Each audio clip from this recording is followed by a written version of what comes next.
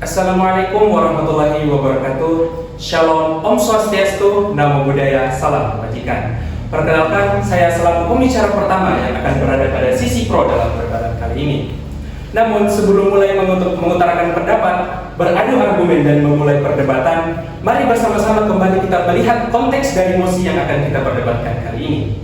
Perpu Cipta Kerja nomor 2 tahun 2022 yang kemudian disahkan menjadi Undang-Undang Cipta Kerja pada tanggal 31 Maret 2023 merupakan undang-undang yang mengatur mengenai penyederhanaan perizinan bisnis, persyaratan investasi, ketenagakerjaan, dan perlindungan terhadap UMKM.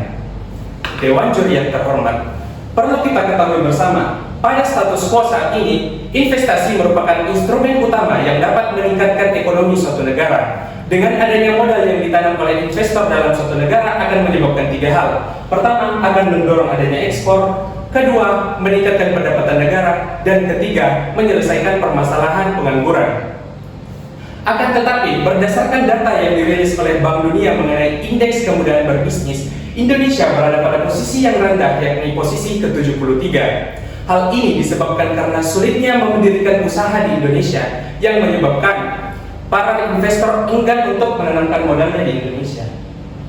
Pemerintah menyadari akan hal ini dan menyadari bahwa investasi merupakan peluang besar yang dapat meningkatkan ekonomi negara. Oleh karenanya, dirumuskanlah suatu regulasi yang dapat meningkatkan investasi dan membuka lapangan pekerjaan dengan melalui cara penyederhanaan regulasi dan mempercepat perizinan usaha. Berangkat dari hal tersebut, saya berada pada sisi pemerintah mendukung penuh pengesahan Perpu Cipta Kerja menjadi undang-undang.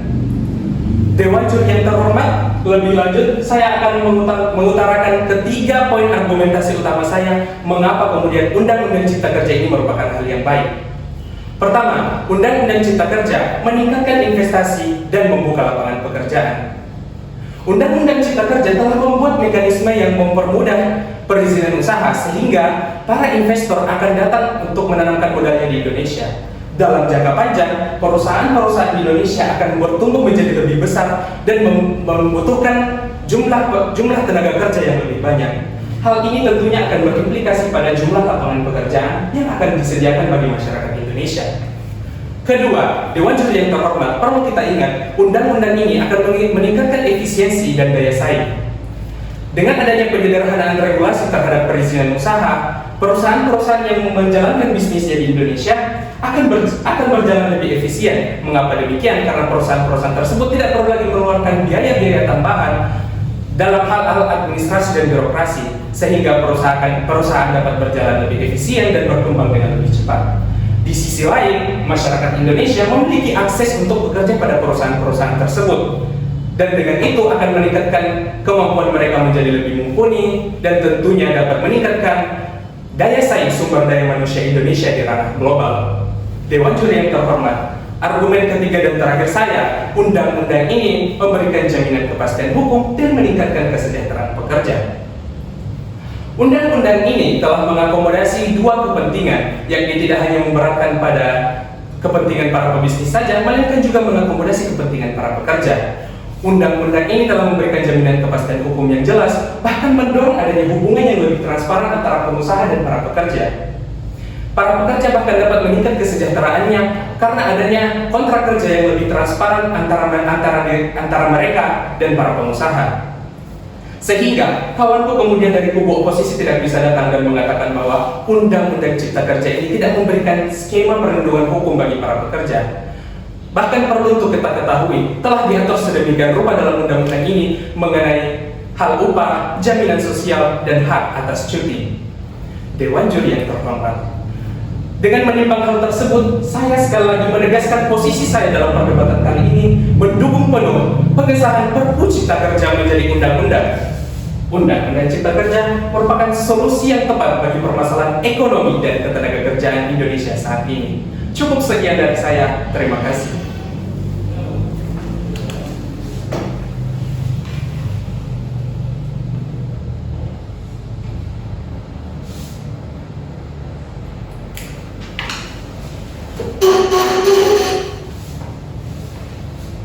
Baik, pidato akan saya mulai dalam hitungan 3, 2, 1. Dewan Juri yang terhormat, sebelum masuk ke ranah argumen, saya akan menanggapi 3 poin utama yang disampaikan oleh tim pro. Pertama, tim pro mengatakan bahwa pengesahan Perpu Cipta Kerja menjadi undang-undang akan meningkatkan investasi dan lapangan kerja baru.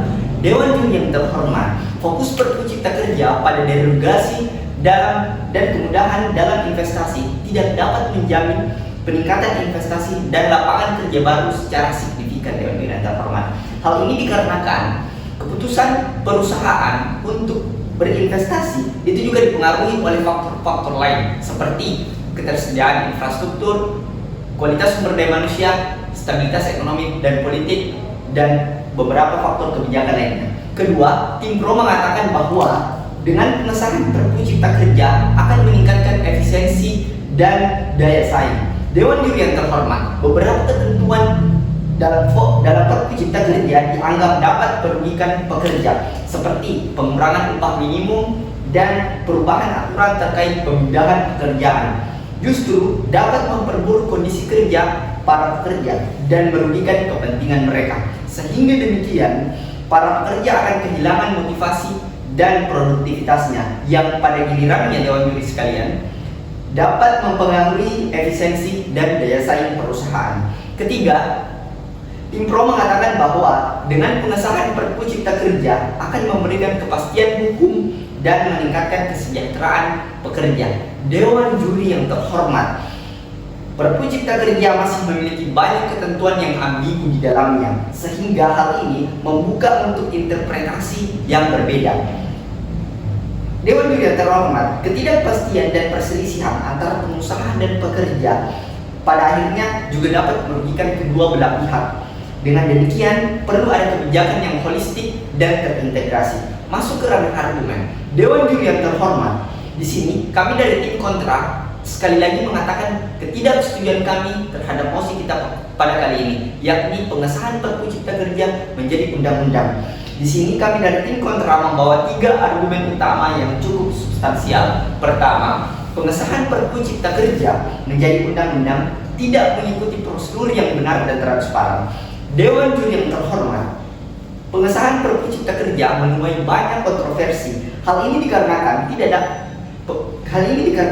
pengesahan Perpu Cipta Kerja tidak dilakukan melalui prosedur yang benar dan transparan, terutama dalam hal konsultasi publik dan partisipasi masyarakat. Pengesahan Perpu Cipta Kerja dipandang telah mengabaikan kepentingan masyarakat, dan pengesahannya yang tergesa-gesa dianggap sebagai tindakan otoriter yang merugikan hak-hak konstitusional masyarakat. Kedua, pengesahan Perpu Cipta Kerja mengabaikan hak-hak buruh dan masyarakat. Dewan Juri yang terhormat, kebijakan dalam Perpu ini cenderung hanya menguntungkan pengusaha dan investor. Beberapa ketentuan dalam Perpu Cipta Kerja seperti pengurangan upah minimum, perubahan aturan terkait pemindahan pekerjaan, dan pembatasan hak-hak pekerja dianggap dapat merugikan pekerja dan masyarakat yang rentan. Ketiga, sekaligus argumen terakhir kami, yakni pengesahan Perpu Cipta Kerja justru mengakibatkan komersialisasi pada pendidikan. Alih-alih memberikan pendidikan yang gratis, Dewan Juri yang terhormat, melalui Perpu Cipta Kerja justru meningkatkan biaya pendidikan. Hal ini terjadi karena sekolah dan perguruan tinggi diberikan izin untuk meningkatkan biaya pendidikan yang lebih tinggi tanpa ada batasan dari pemerintah, Dewan Juri yang terhormat. Sehingga dalam jangka panjang, Dewan Juri yang terhormat, hal ini dapat menyulitkan masyarakat yang kurang mampu untuk mendapatkan akses pendidikan yang berkualitas. Sehingga hal ini membuka gerbang bagi sektor pendidikan untuk melakukan monopoli pendidikan. Dengan demikian, Dewan Juri yang terhormat, kami dari tim kontra mengatakan dengan tegas ketidaksetujuan kami pada mosi kita kali ini. Sekian.